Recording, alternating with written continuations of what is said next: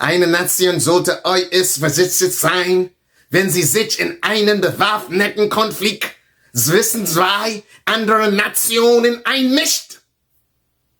A nation should be extremely careful when getting involved in armed conflict between two other nations.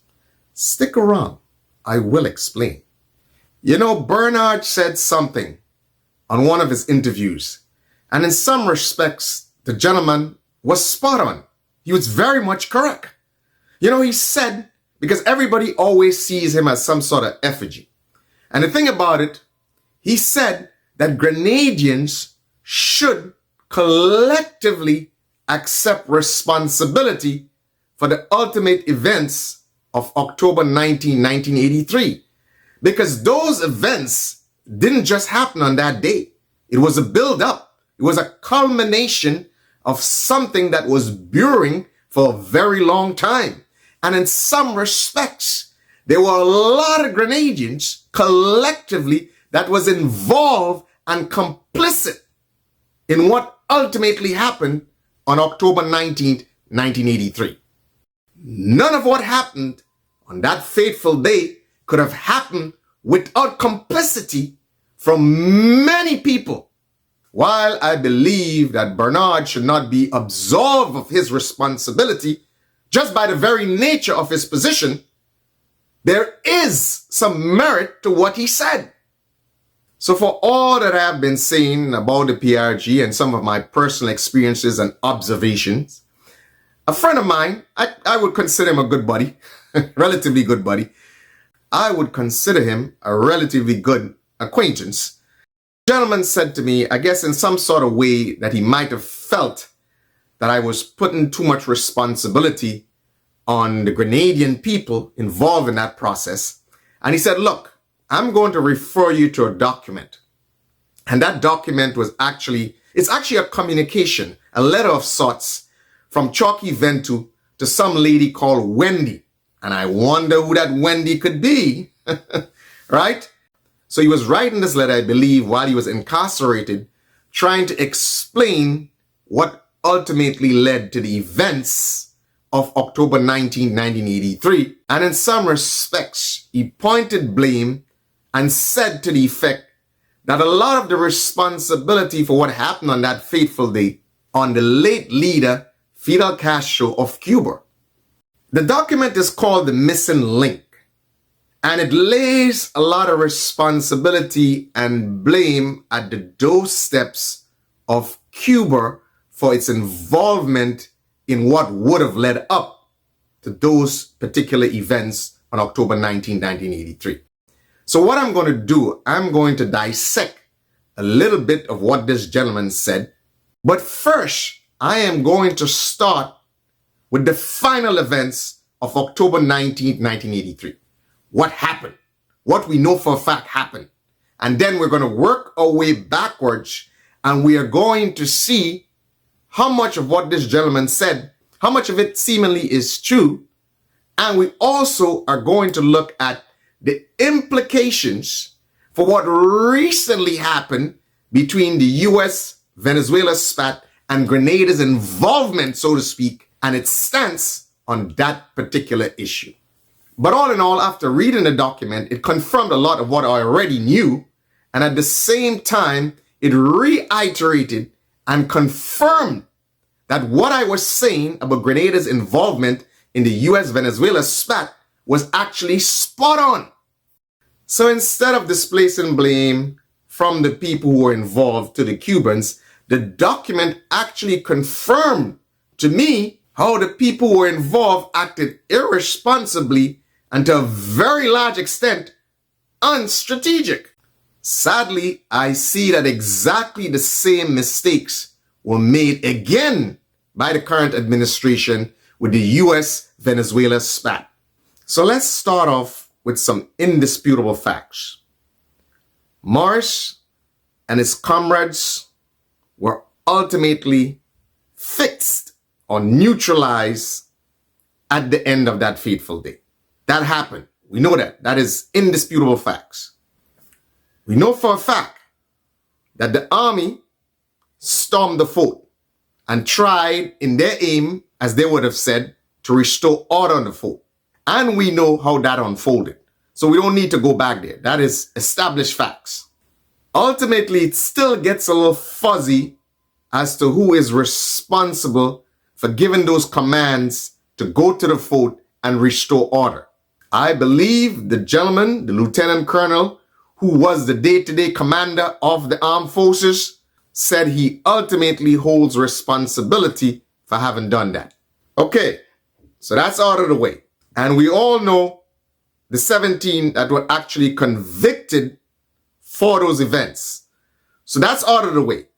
So in the missing link, the gentleman, Mr. Ventour, talks about a number of events that in his mind, and probably the minds of his comrades, would have created a certain level of paranoia as to what was taking place.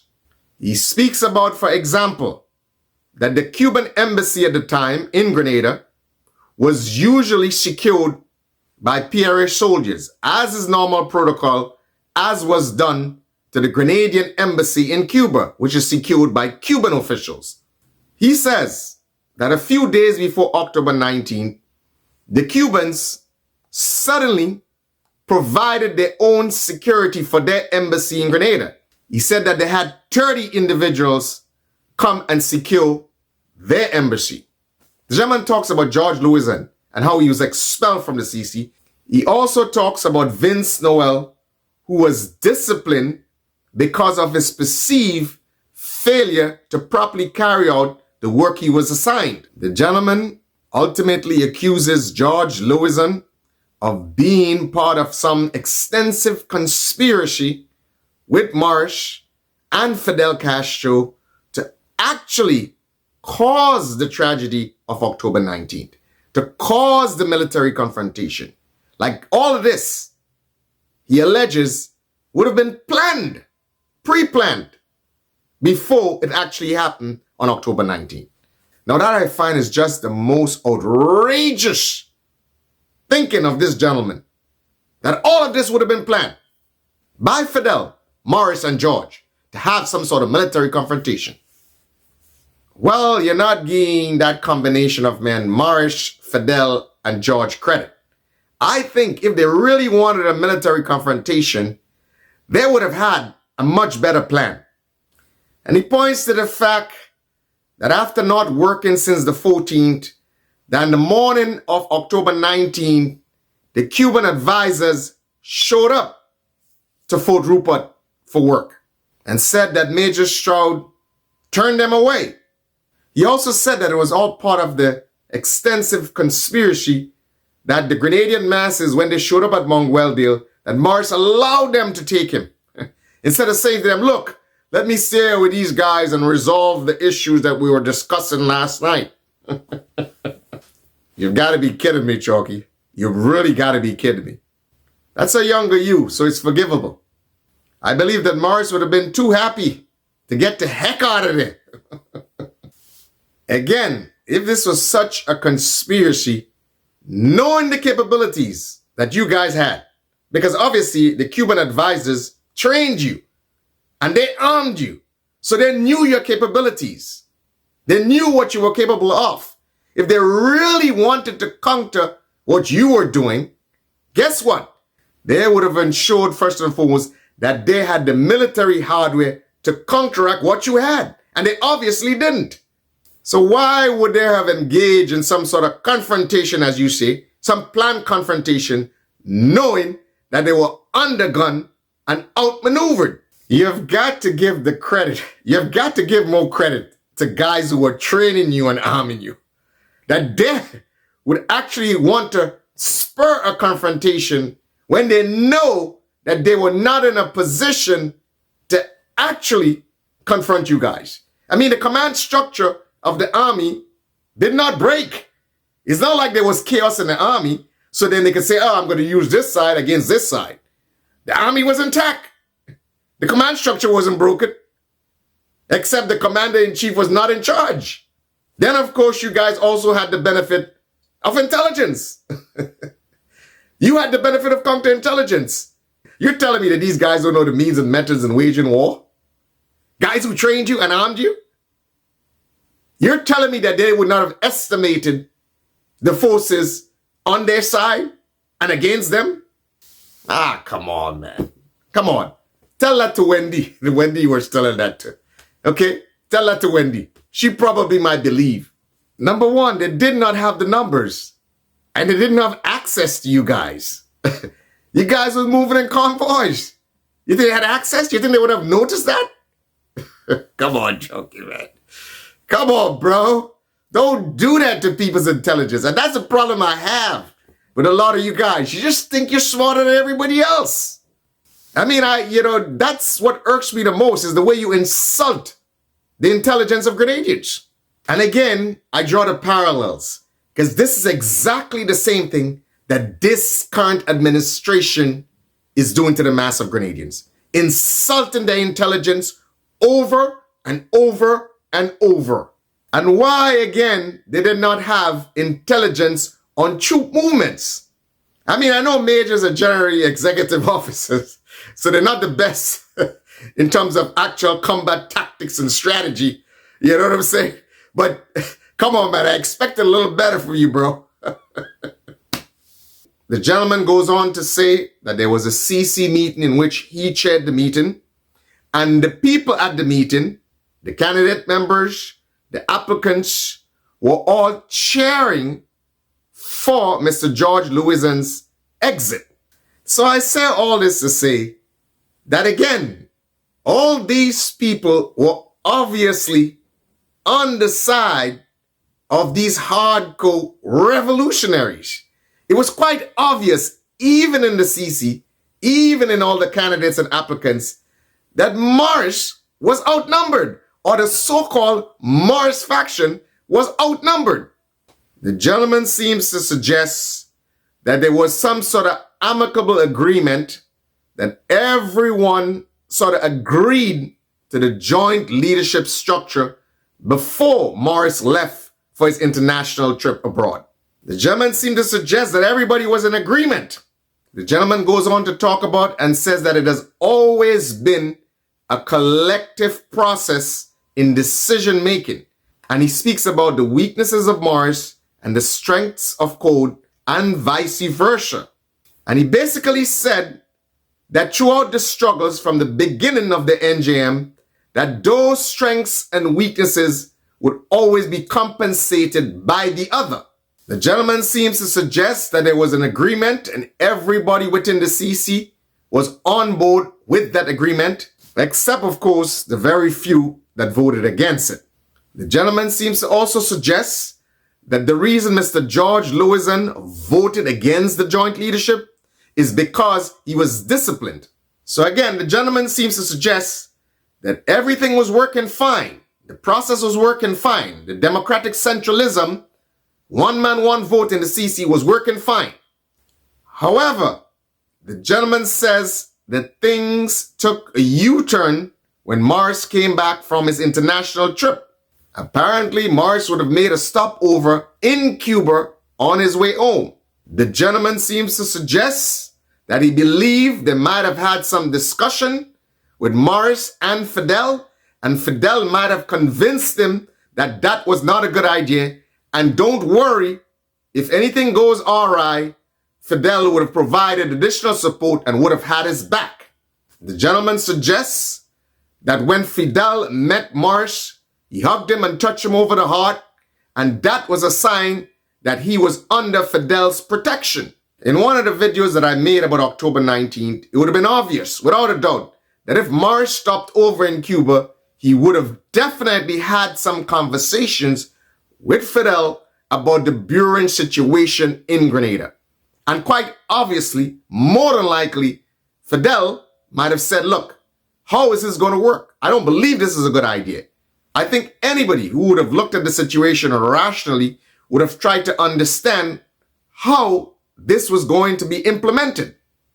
So the gentleman believes, in his knowledge of Morris and knowing the man's personality, he believes that none of this would have changed if Morris hadn't stopped over by Fidel and Fidel convincing him to do otherwise.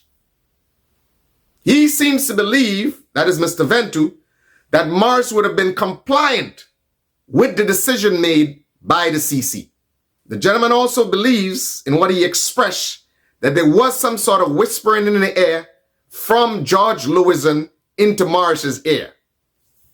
So the gentleman says, when Morris came back, things, as I have said, took a U-turn, and he was no longer in agreement with the decision of the CC. The gentleman goes on to speak about something that was done by Morris, where he gave a note to one of his bodyguards to get out into the public domain, saying that Phyllis and Bernard were trying to kill him. And in that note, and when he gave that note to his bodyguard, it was said that he emphasized that it should be said Phyllis first. Apparently that note was not just given to his personal security, but there were two of them present at the time. There's another one that was present, which had a very close relationship with Maurice. So the gentleman it was given to, apparently that note might have been intercepted, or that note was given deliberately to the upper echelons of the CC. And that note, as would be expected, would cause a stir. So apparently another CC meeting was held, and the gentleman said he might have chaired that meeting, but what was surprising is that Morris did not know that the gentleman he gave the note to, his personal security, would have actually been present at that meeting. So in that particular meeting, Morris was confronted about that note, and he denied that he did any such thing. But in that meeting, the gentleman who he gave the note to actually came on the floor and admitted that he actually received the note from Morris. So in some respects, Morris was embarrassed on that floor. So there we see a betrayal of sorts happening in that CC meeting. I don't believe that anyone expects that their personal security to actually embarrass them in that particular way. I believe that the exposure of that particular note would have definitely inflamed a situation that was already on flames. The gentleman, Mr. Ventour, says or paints the so-called house arrest as a sort of cooling off period that was suggested for Morris to take a break so they could get to the bottom of this and sort of figure out what was going on. He said all of this was done in an attempt not to alarm the masses and to cause too many more problems. The gentleman also goes on to talk about the defense plans of the nation. He said in particular that the Cuban was supposed to have a reserve battalion stationed at the airport area. And he said that that reserve battalion was actually to be activated in case of an actual invasion and protect the airport area. The gentleman said that after all the events concerning the disagreements with Morris and the CC and what was going back and forth, that he believed that the senior Cuban commanders who were responsible for that reserve battalion could not guarantee that they would get involved in case of an invasion, but only say that they would respond if fired upon. So he felt that that was unreliable in case of an actual invasion, which actually is true. And which actually, as I have said in many videos, which actually was done on October 25th. And the gentleman talks about it. He said the reserve battalion, after they came under fire at the airport, actually called for help from the PRA soldiers. And they sent some assistance to them, not knowing the full penetration of the U.S. forces at the time. And those forces that went to assist them ran straight into an ambush. So all in all, the gentleman believes that the only reason that Morris changed his mind about the whole joint leadership stuff is because he felt that Morris might have thought he had the backing of the Cubans in Grenada should anything happen. To top it off, the gentleman said that on D-Day, October 25th, 1983, when they actually made an official request to Cuba for some assistance to help beat back the invasion, that Fidel Castro outright said no. He said it was unthinkable. And he suggested, based on what the gentleman said, that they all should fight to the last man. So you see, there you have it. Ultimately, as I have said before, countries always do what is in their best interest. Obviously, it was right. It was unthinkable. In the middle of a Cold War, you think Cuba was going to get involved and come assist Grenada? Must be out of your mind. After especially that you guys were playing that you're too big for your boots. And in some respects was disrespectful to the very people who are assisting you, training you, and providing you with military assistance. Again, the parallels in this year time where everyone talks about the zone of peace, okay? And puts themselves in the middle of the geopolitical spat, but forgets again who helped facilitated the RSS, the regional security system that is funded and armed by the United States. So, okay, so that was what the gentleman said. I believe in some sort of way to actually incorporate Cuba in the sense of responsibility for what happened on October 19th. So let me ask a couple of questions concerning this, and let me make a few statements concerning what the gentleman said. Now the question to me is, the gentleman seems to suggest that the Cubans stationed in Grenada would have had Marsh's back. Well, based on what happened, if the Cuban station in Grenada was supposed to have Marsh's back, they did a horrible job of having Marsh's back. Now, I would like to believe that at the time, if the Cubans would have really wanted to have Marsh's back, that they would have really had Marsh's back.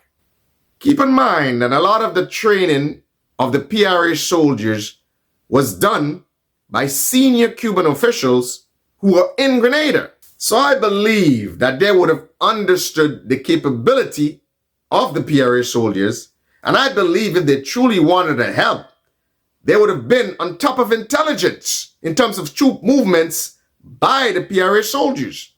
So if they truly were supposed to have Marsh's back, then it says to me that they didn't do a very good job.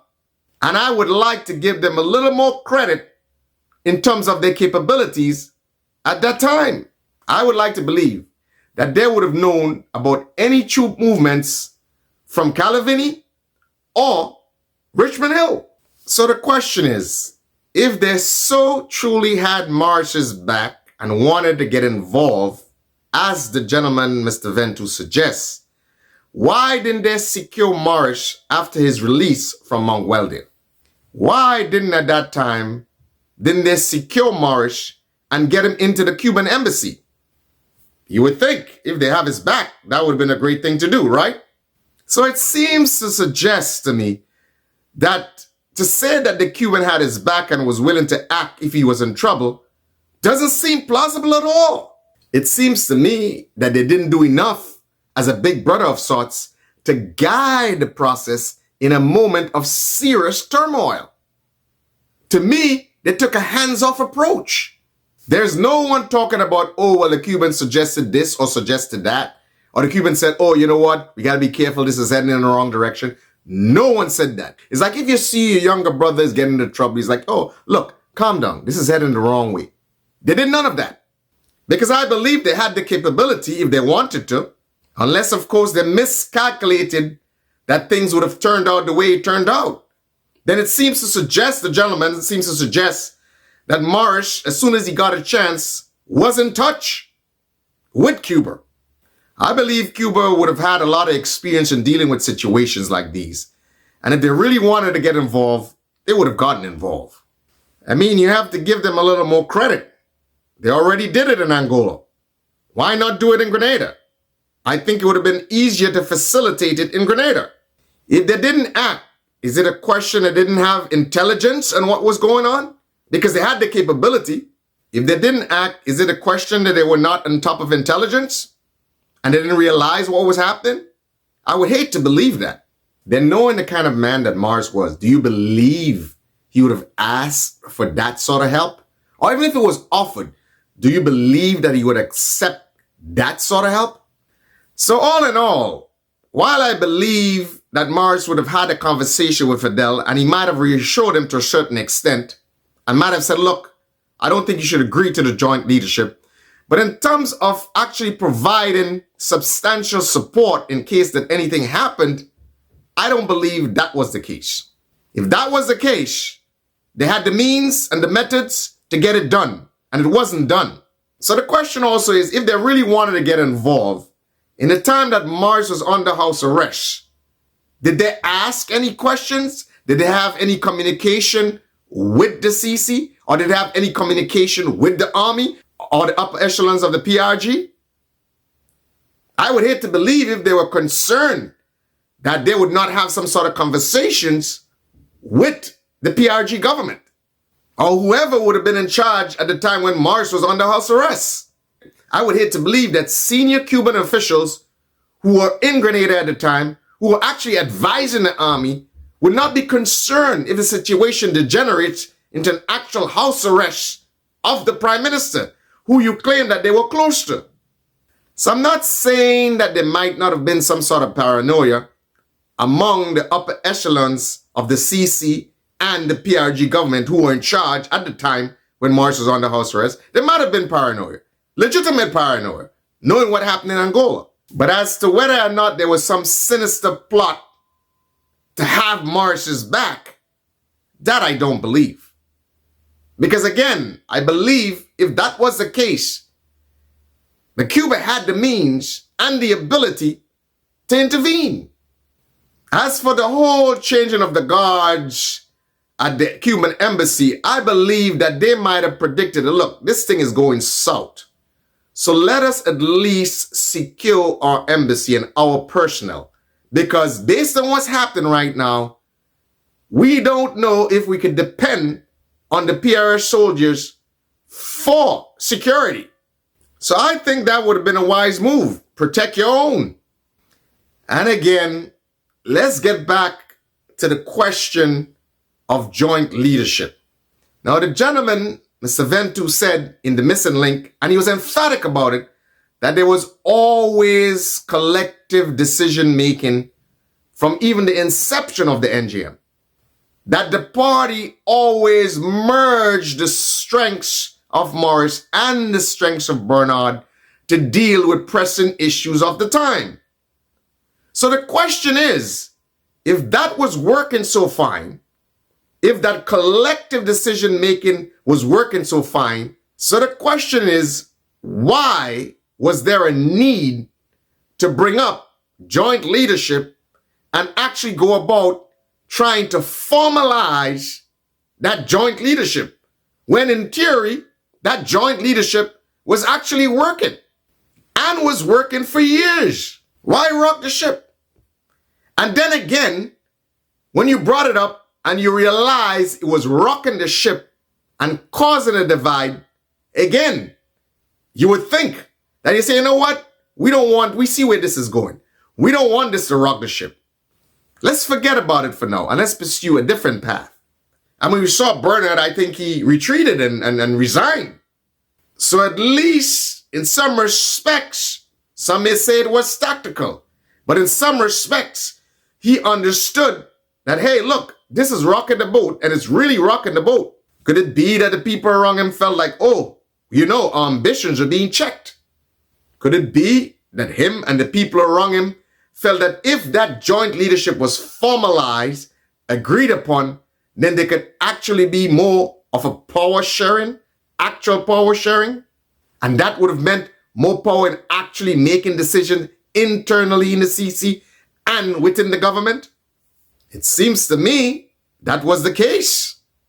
So by saying that that collective decision making was working for years, and then all of a sudden you wanted to formalize it, that really exposes the whole motive behind formalizing that joint leadership proposal. And you know the sad thing about all of this? I believe that these gentlemen had a fair share of the power sharing. I don't believe Morris wanted to do what they wanted to do, but to me, I believe that they wanted to do what Morris was doing. I think it was a fame thing, a glory thing. They felt like Morris was getting too much credit among the masses and too much fame for the revolution, while probably they were breaking their balls behind the scenes and they were not out there getting all the credit. That could have been the motive for formalizing this joint leadership. So that way, when great things happen for the revolution, everyone can say, oh, that was the action of Morris and Bernard. And of course, all the people who might have been riding Bernard's coattail would get some credit too. So all in all, the gentleman says that in some respects, they were angered by a rumor that was being spread by Morris. Remember we talked about that note he gave to his personal bodyguards? So it was a rumor. But guess what? The rumor was fulfilled. He actually got killed. It is quite obvious Bernard didn't pull the trigger, but the court, which they call a kangaroo court, proved that in some respects he was culpable in all that happened. So Mr. Ventour, also in the missing link, seems to be annoyed by all the interference that senior Cuban officials who were training them and advising them, they felt that they were getting involved too much. They felt that they were getting too involved in the Grenada revolutionary process. They felt that in some way that Cuba was seeing Grenada as a little brother in the revolutionary process. I don't know if that was a bad thing. He also talked about unannounced intrusion in meetings. He also spoke about uninvited intrusions in military matters. But what do you expect? These are your senior advisors. You know, they always say that a little bit of knowledge could be dangerous. So you guys got a little bit of knowledge and you felt you knew everything. It's like a kid. When you socialize them, you know, as soon as you teach them a little thing, they feel like they know everything. Wait to grow, sonny boy. You'll have your day. Wait to grow. You know, there's an old saying, you never bite the hand that feeds you. Gotta be careful. You gotta use tact and diplomacy in dealing with people who are trying to assist you. Can't be brash or too insolent. The saying, you gotta creep before you walk, does apply also. And interestingly enough, we see the same exact thing with this current administration. You see, Grenada, which has an American medical school providing over 100 million every year to the GDP. You see Grenada doing 30% import-export with the United States. And then what happens? In the middle of a U.S.-Venezuela spat, Grenada inserts itself and offers itself up to be an interlocutor. So again, do you bite the hand that feeds you? So I cannot help but see so many parallels in the reaction or actions of the PRG government and this current administration. And I wonder why. Is it because we have some young and bright individuals in this administration? And we also had some young and bright individuals in the PRG government? So much for young and bright.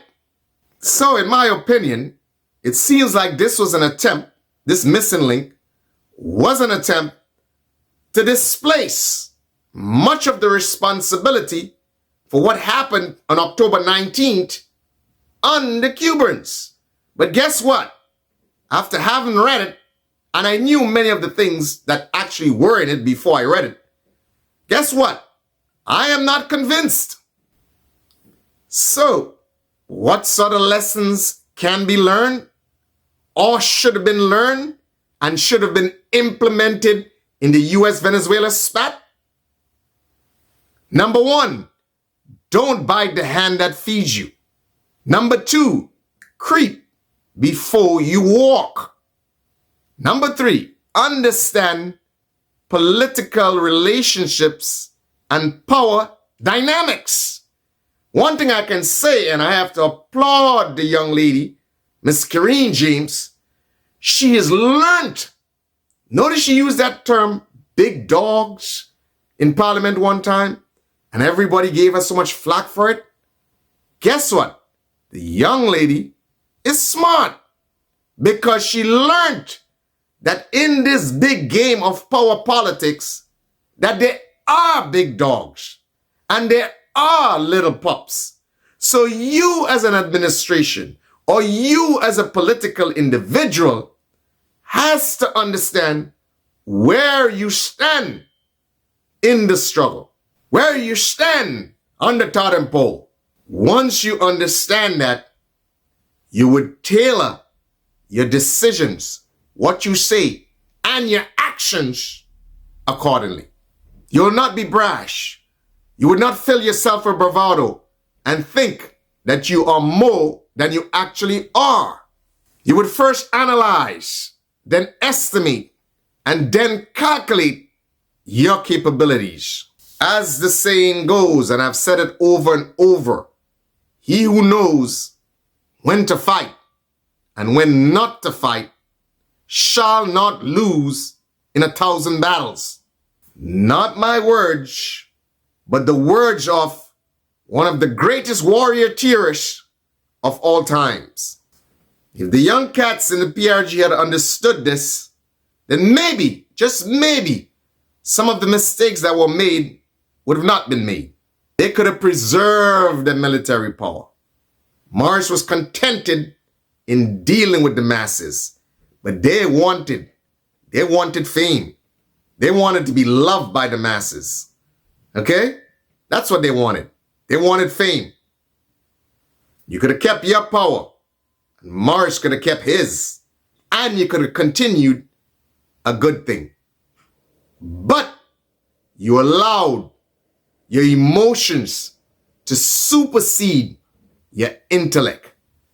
So, in future, in dealing with powerful nations, or in dealing with nations that you cannot project power to, first understand that you're incapable of projecting power to them, and rely more on tact and diplomacy rather than brash projection of speeches and words and power, especially when you don't have it.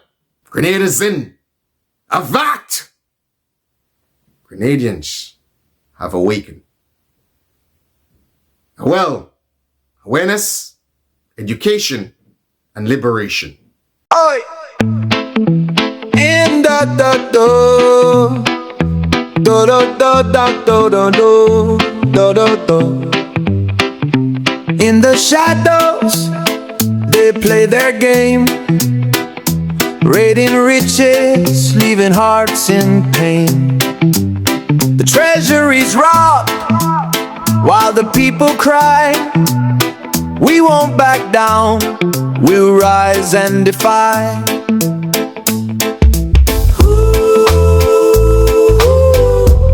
They think they own the tides, but we stand strong. It's justice that guides. No more hunger, no more pain. We'll take our stand, let freedom reign. With every heartbeat, we'll claim our place.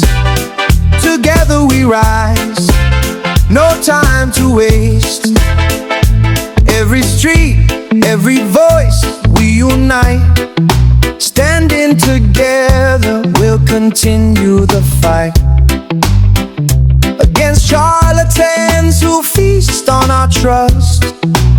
We'll build a future, in hope we must.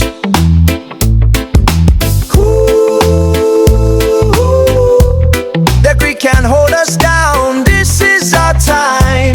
We'll wear the crown. No more hunger, no more pain. We'll take our